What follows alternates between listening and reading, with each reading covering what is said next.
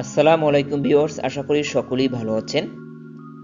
আজকের এই ভিডিওতে আমি আপনাদের মাঝে শেয়ার করব ঘরে বসে কি করে আপনার কাশিকে নিরাময় করবেন বা কাশি দূর করবেন।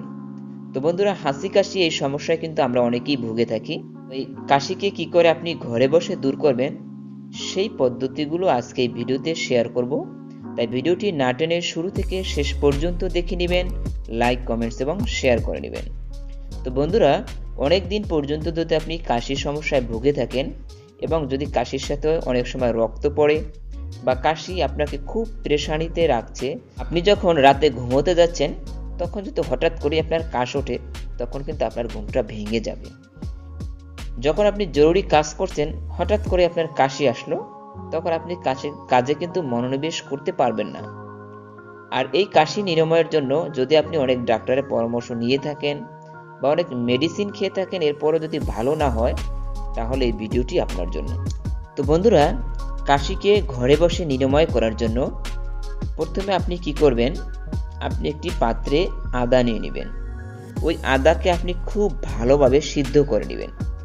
আদার রঙটা যখন একদম হলুদ কালার হয়ে যাবে, মানে একদম হলুদ এবং গাঢ় হয়ে যাবে, তখন ওই আদার সাথে সামান্য পরিমাণে মধু নিয়ে নেবেন। যখন আপনি ওই আদার সাথে মধু নিয়ে নেবেন, এরপরে আপনি চাটা আপনি পান করবেন।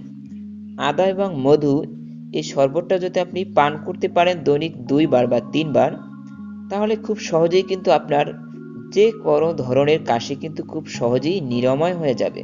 নাম্বার 2, এই 2 নম্বর হচ্ছে, বন্ধুরা, যদি আপনার কাশি একদম অতিরিক্ত মাত্রায় হয়ে থাকে, তাহলে আমি সাজেস্ট করব আপনি দৈনিক 3 গ্লাস হালকা কুসুম গরম পানি আপনি খেতে পারেন। আর এই গরম পানির সাথে কিন্তু সামান্য পরিমাণে লবণ মিশিয়ে খাবেন। তো লবণ গরম পানি যদি আপনি দৈনিক 3 বার খেতে পারেন, তাহলে আশা করা যায় খুব দ্রুতই কিন্তু আপনার কাশি নিরাময় হয়ে যাবে।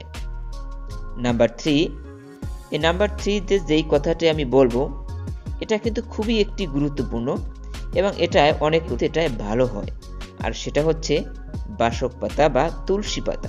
তো বন্ধুরা, প্রতিদিন যদি আপনি তুলসী পাতার রস খেতে পারেন, তাহলে যে কোনো ধরনের কাশ আপনার খুব সহজেই নিরাময় হয়ে যাবে। আর কিভাবে খাবেন সেটা আমি বলে দিচ্ছি। তো প্রথমে আপনি তুলসী পাতা নিয়ে নেবেন এবং তুলসী পাতা খুব ভালোভাবে ধুয়ে নেবেন। তো ধোয়ার পর এটাকে আপনি সিদ্ধ করে খেতে পারেন, অথবা আপনি এটা ছেঁচে খেতে পারেন।